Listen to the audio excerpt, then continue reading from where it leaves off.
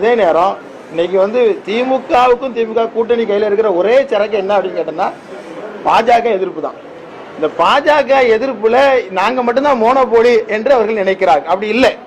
இன்னும் சொல்வதாக இருந்தால் அதிமுக பாஜகவோடு போய்விட்டால் எல்லாருடைய உரிமையும் இல்லாமல் ஆக்கிடலாம். யாருக்கும் சீட்டு கொடுக்க தேவையில்லை. மொத்தத்தையும் நம்மளே எடுத்துக்கலாம்னு திமுக இன்னைக்கு நினைக்குது. எல்லாருக்கும் இன்னைக்கு அந்த அச்சம் இருக்கிறது.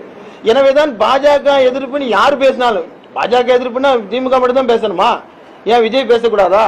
வரக்கூடிய வேற யாரும் பேசக்கூடாதா? அதிமுக தலைவர் இல்ல அதுக்குள்ள கள்ள கூட்டணி இருக்கு. அதுக்குள்ள கள்ள கூட்டணி நல்ல கூட்டணி பாக்குறதுக்கு ஒரு பெரிய கம்பெனியே திமுக தான் வச்சிருக்கு, வேற யாரும் வைக்கல.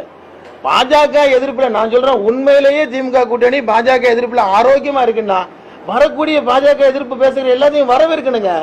அதை விட்டுட்டு எல்லாருக்கும் அவன் என்ன மனசு நினைக்கிறான்னு சொல்லி இவருக்கு போய் எல்லாருடைய உள்ளத்தையும் கிழிச்சு பார்க்கிற கம்பெனி வச்சுக்கிற மாதிரி பண்ணுவது சரியல்ல.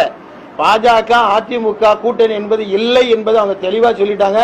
அதை இல்லாத கதையை திரிக்கிற நடவடிக்கை தான் அதெல்லாம் இது.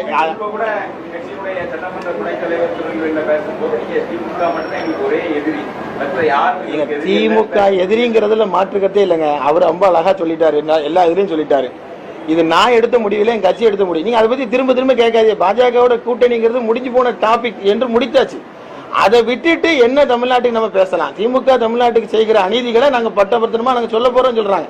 இது என்ன தவறு இருக்கு? ஆளுகிற ஆட்சி செய்கிற தவறுகளை ஒரு எதிர்கட்சி சுட்டி காட்டும். அதையெல்லாம் போய் திமுக ரொம்ப தெளிவா பிளான் பண்ணிட்டாங்க.